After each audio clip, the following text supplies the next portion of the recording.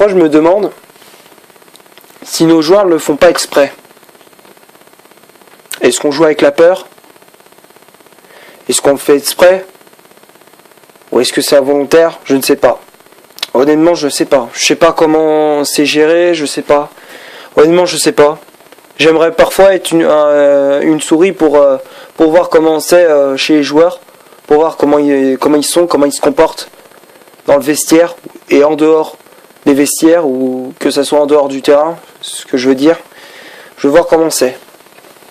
Parce que franchement, je sais pas ce qui se passe, mais en tout cas, c'est compliqué. Franchement, c'est vachement compliqué en tant que supporter de porter ça, c'est vachement lourd.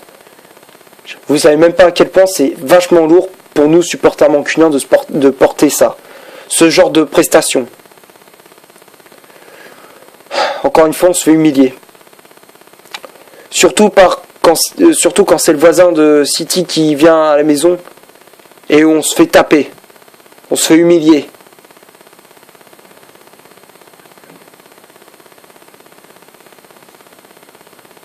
C'est ça? Manchester United, c'est ça, honnêtement? Vous êtes pathétique. Regardez-vous. Sérieux, franchement, vous devrez vous regarder, parce qu'honnêtement, là, vous n'êtes pas en train de représenter le club, là. Vous êtes en train de nous tuer, là. Là, l'époque où on avait les CR7 et tout, là, quand on se dit, cette année, on a des Pogba, on a des Martial et tout, honnêtement, là, quand je repense à ça, c'est du foutage de gueule. Honnêtement, c'est du foutage de gueule.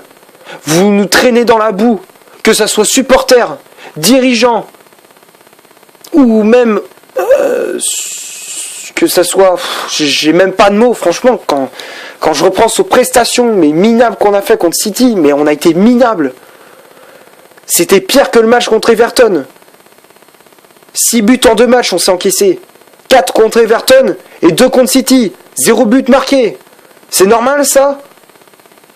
Je ne crois pas. Je ne crois pas. Parce que honnêtement, c'est pas Manchester United qui jouait. C'est l'ombre de Manchester United. C'est l'ombre de Manchester quand c'était l'époque Mourinho ou alors David Moyes, je sais pas. Mais en tout cas, c'est irrespectueux. Honnêtement, c'est irrespectueux. Je sais pas comment vous faites. Parce que franchement, si je suis supporter mancunien, après quand par exemple je pense aux supporters qui viennent sortir du stade d'Old Trafford, je sais pas comment vous faites à la fin sortir je sais pas quel est votre comportement quand vous sortez à la fin du match. Je sais pas. Est-ce que vous êtes énervé? Est-ce que vous applaudissez quand même pour dire c'est pas grave et tout? Moi honnêtement, si je suis supporter, j'y sifflerais. J'y sifflerais, oui. Oui, parce que franchement, c'est irrespectueux ce qu'ils nous font. Sérieux, c'est scandaleux.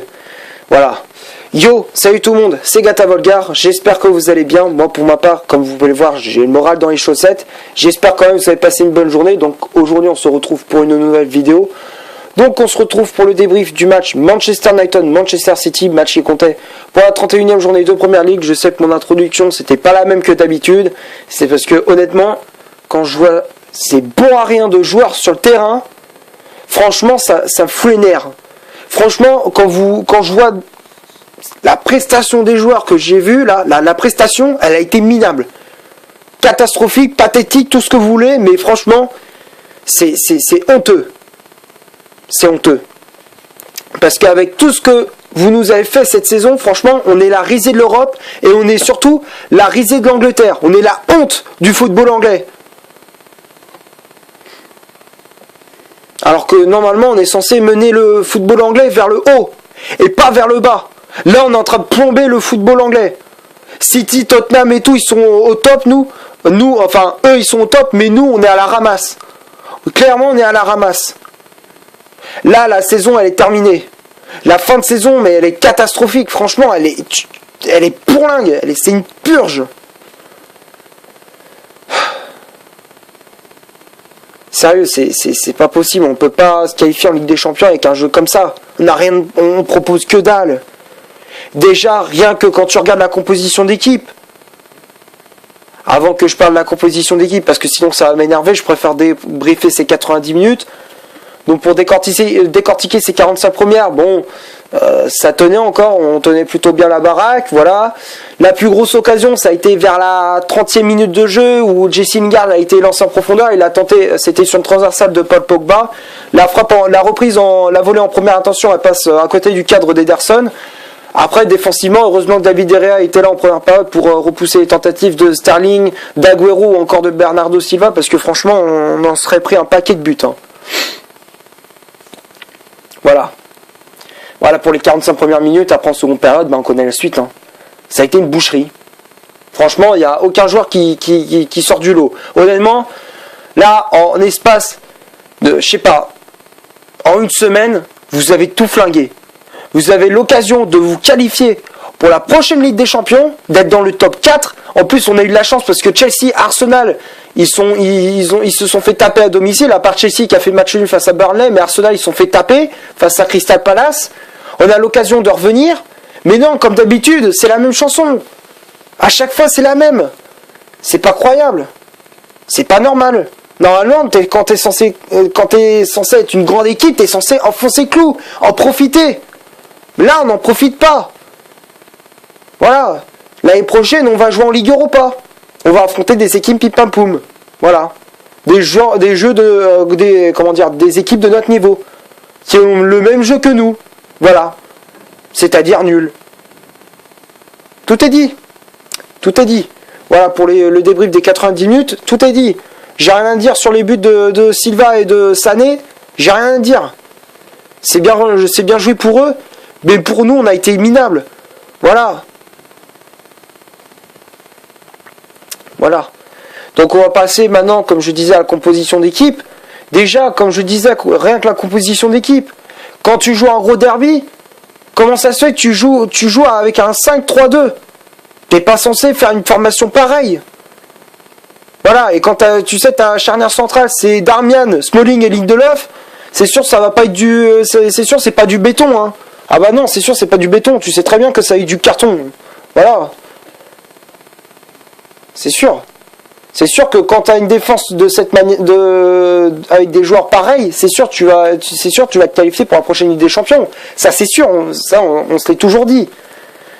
Et voilà, là c'est sûr, on peut pas, là c'est mort, la fin de saison elle est terminée. Pour nous elle est morte.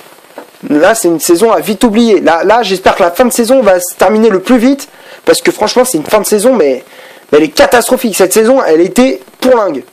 Entre Mourinho qui a flingué le début de saison, déjà dès le départ, au bout de la première partie de saison, elle a été nulle à chier. Mais la deuxième, je sais pas si c'est la même chose. Hein. Alors il y a eu la période Solskjaer où à un moment il était au plus haut. Là j'ai l'impression petit à petit c'est en train de plonger. Tu vois ce que je veux dire ? C'est en train de couler. Alors je sais pas si c'est normal, mais bon en tout cas il y a des choses à revoir. Franchement il y a des choses à revoir. En plus, j'ai entendu dire que certains de nos cadres allaient partir, comme par exemple Paul Pogba, qui est annoncé sur le départ au Real Madrid. Il y a aussi, comment il s'appelle, Ander Herrera, d'ailleurs, c'est même officiel. J'ai entendu dire que Ander Herrera, il a signé au Paris Saint-Germain. Selon RMC, il a signé pour le PSG. Ça y est. Voilà, c'était sûr. Le feuilleton Herrera, il a duré un bail. Et voilà, qu'est-ce que tu veux que je te dise ? Ça y est, il a signé. Voilà. Voilà, tout est dit. On garde les pires joueurs et on vend les meilleurs. C'est ça la mentalité d'une grande équipe ? Normalement, c'est pas ça Manchester United. Normalement, c'est pas ça. C'est pas ça. Donc comme je disais, la composition d'équipe, je bégaye. Ole Gunnar Solskjaer aligné pour ce derby mancunien. Voilà. Donc ça a été un 5-3-2 avec De Gea dans les cages de Manchester United. Les trois défenseurs centraux ont été Darmian, Smalling et Lindelof. Luke Shaw, latéral gauche. Ashley Young, latéral droit et capitaine de cette équipe de Manchester. Fred en poste de sentinelle. Andreas Pereira et Pogba en poste de milieu relayeur. Et le duo d'attaque, c'était Jesse Lingard associé à Marcus Rashford. Et il y a eu les remplaçants qui étaient entrés en jeu. Il y a Alexis Sanchez à la place de Darmian. Lukaku à la place de Andreas Pereira et Anthony Martial à la place de Jesse Lingard. Voilà pour la composition d'équipe, donc j'ai rien à dire sur ça. Vous savez, tu sais très bien, toi comme moi, On n'a rien à dire sur ça. On sait très bien que la défense elle est pourlingue offensivement, on n'a rien proposé. C'est minable. Même les joueurs qui sont rentrés en jeu, ils n'ont rien apporté, que ça soit Sanchez, Lukaku ou encore Martial. Ils n'ont rien apporté. Voilà. Donc on va passer maintenant aux statistiques de cette vidéo. Donc on va commencer par celle de Manchester United. Manchester, les Red Devils, c'est 35% de possession de balle, un corner, 6 tirs au total, dont une frappe cadrée seulement, 0 hors-jeu et 10 fautes commises. Tout ça, c'est du côté de Manchester. Du côté de Manchester City, ça représente la physionomie de ce match. 65% de possession de balle, un corner, 8 tirs dont 5 a été cadré et 3 hors cadre.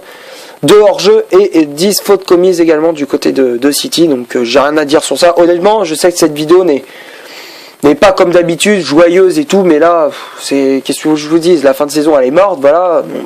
Forcément j'ai le moral dans les chaussettes, je vais pas faire le débrief avec un grand sourire. Voilà. Qu'est-ce que je te dise. Donc voilà, les statistiques, j'ai rien à dire sur ça. Et après pour les tops et les flops, tu sais très bien que quand l'équipe est au bord du gouffre, tu sais très bien que bon, là, t'es obligé de les incendier. Là, je suis désolé, il n'y a aucun joueur qui a une révolte, qui se dit putain, il faut se réveiller. Aucun joueur. Aucun, que ça soit Pogba, Lingard, Rashford ou tout ce que tu veux, personne l'a fait. Personne. Donc tout le monde est dans le même lot. Tout le monde est dans le flop. Voilà, qu'est-ce que tu veux que je te dise? Tout le monde est dans le flop. Voilà. Tout est dit. Voilà, donc c'est la fin du débrief. Je sais que comme je disais, je sais que le débrief n'est pas très marrant. Je sais très bien que toi comme moi, toi supporter mancunien, je sais que t'es dégoûté. Moi aussi, je suis vraiment, mais j'ai vraiment le moral dans les chaussettes. Voilà, donc j'espère quand même que le débrief t'aura plu. Si c'est le cas, tu laisses un énorme like. Tu cliques ici pour t'abonner, pour rien rater de mes vidéos. Tu cliques ici pour en voir une autre si tu le souhaites. Et moi, je te dis à la prochaine pour un prochain débrief. Ciao!